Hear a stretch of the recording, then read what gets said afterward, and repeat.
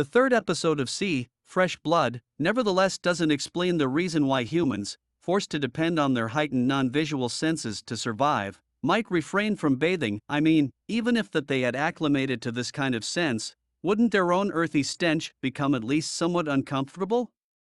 Nonetheless, if that question remains unanswered for the time being, the series' latest installment will provide a window into the wider world of this particular future Earth, exactly where danger is ubiquitous and bad suggestions spread like wildfire. Before we go out into the vast frontier, we're brought to Kanzua Dam, where Tamaki Jun has arrived along with 100 carts of products, gathered taxes, for Queen Kane. What this individual doesn't have for her, unfortunately, is Merrill.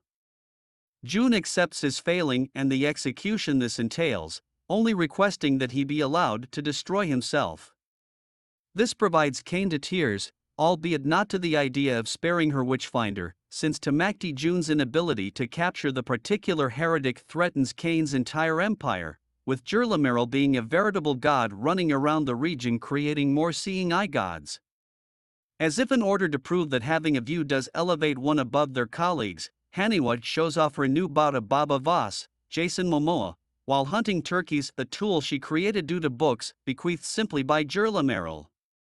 Baba will be simultaneously impressed and troubled and informs her not to eliminate a deer due to the fact it'll be difficult to explain to Magra how they bagged a single without letting Magra know that the publications have been read. In the waterfall, Haniwa pulls her bow in addition to the arrow and points toward her fellow tribes, informing Kofun that she could kill all of them and they'd simply chalk it up towards the god flame, which usually she knows is really a bunch of gas burning up 93 million kilometers away in space. Understanding that his sibling has a disturbing chaotic streak, married to some condescending god complex, Kofun chastises the girl for thinking typically the books are simply presently there to teach them how to make better weapons.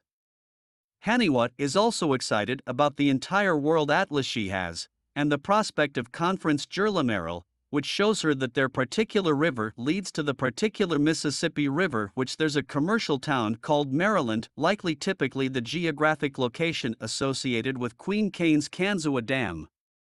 Just as geographic details begin to get into place, C opts to send its figures into the unknown, due to the unsuccessful stillborn birthday of Suitor Box's child, which came out not formed human.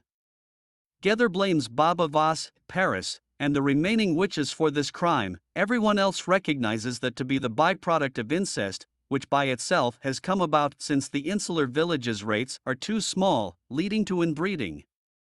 A decision is built to venture to a close by a festival where potential new clan users and mates may be found. Baba worries such travel will certainly lead the witchfinders to their hidden house, but Magra disagrees, wisely, that a down economy will inevitably generate people away, and this steering them the right way is the best way to handle the situation. A brief interlude finds Tamaki Jun's suicide halted by simply Kane, who's obtained the Getherback's bottle we noticed discovered at the end of show 2, which means she knows where you can locate the kids. After that, we're off together with Baba and his tribes, as Haniwa and even Kofun secretly adhere to from a supposedly undetected upwind distance. Currently suspecting that her family is keeping strategies from her, Magra leads the way, and they ultimately reach their location, situated in the damages of an amusement recreation area, its roller coaster together with Ferris wheel right now weathered relics of the bygone age. You will find traders of all types here, as well as zealots in KKK-style white-colored robes burning heretics at the stake to be able to see proof that Tamaki Jun's gospel offers begotten acolytes. The truth that these victims are not able to, in fact, see horrifies Haniwa, but the lady can't do anything about this without her. And more pressing issues soon arise, because Kofun is kidnapped by slavers and marched to a huge industrial complex having a collection of other criminals, including a young hurt girl named Fethin, Megan Charpentier. Monitoring them, Haniwa finds out a piece of written information on an old vehicle penned by Kofun that he is alive. Follow the path. That is helpful, except that showing Baba, Paris, in addition to Magra about it implies that Haniwa would have to show her mom what she knows how to go through and write and disobey her by studying the particular books. Of course, exactly how two young children, by themselves, could have learned to see and write by simply having access to books and without teachers that could also read and even write is usually left unaddressed, since it makes little reasonable sense. Magra does not press the issue anyhow, because rescuing Kofan supersedes all other problems. Upon reaching the business compound, Baba declares that he knows the area because he comes from a lengthy line of slavers and, moreover, which he was once a slaver, raised to string and whip together with the beat and sell harmless people. He buried that edition of himself long time ago, but now, he must perform what he swore to never do, wake him up. Determined not to allow his loved ones to view the forthcoming savagery he'll perpetrate, Baba will go alone. This is wise because he most definitely perpetrates some savagery inside a prolonged battle contrary to the slavers that movie director Francis Lawrence imbues with stealthy nuisance and stunning viciousness, as Baba dispatches many of his enemies by slicing their very own necks in 360 degrees fashion, as nicely as severing one particular man's head using a nasty slash with the mouth.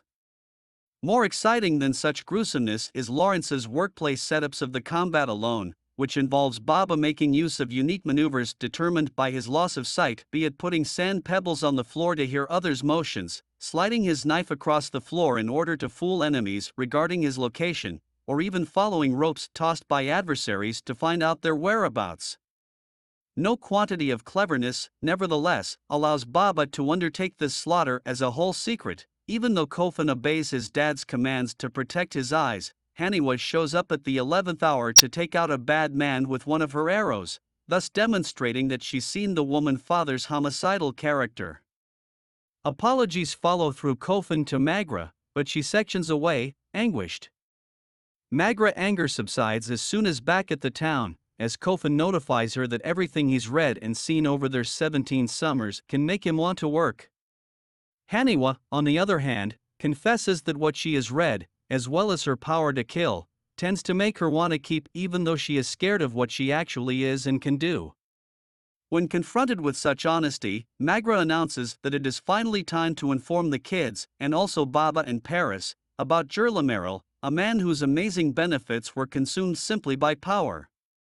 Even that conversation will likely need to wait, however, given that, on his way to get Paris for the sit-down, Baba hears canines in the distance, which, we see, are part of Tamakti June, who else stands atop typically the waterfall with his military, ready to attack.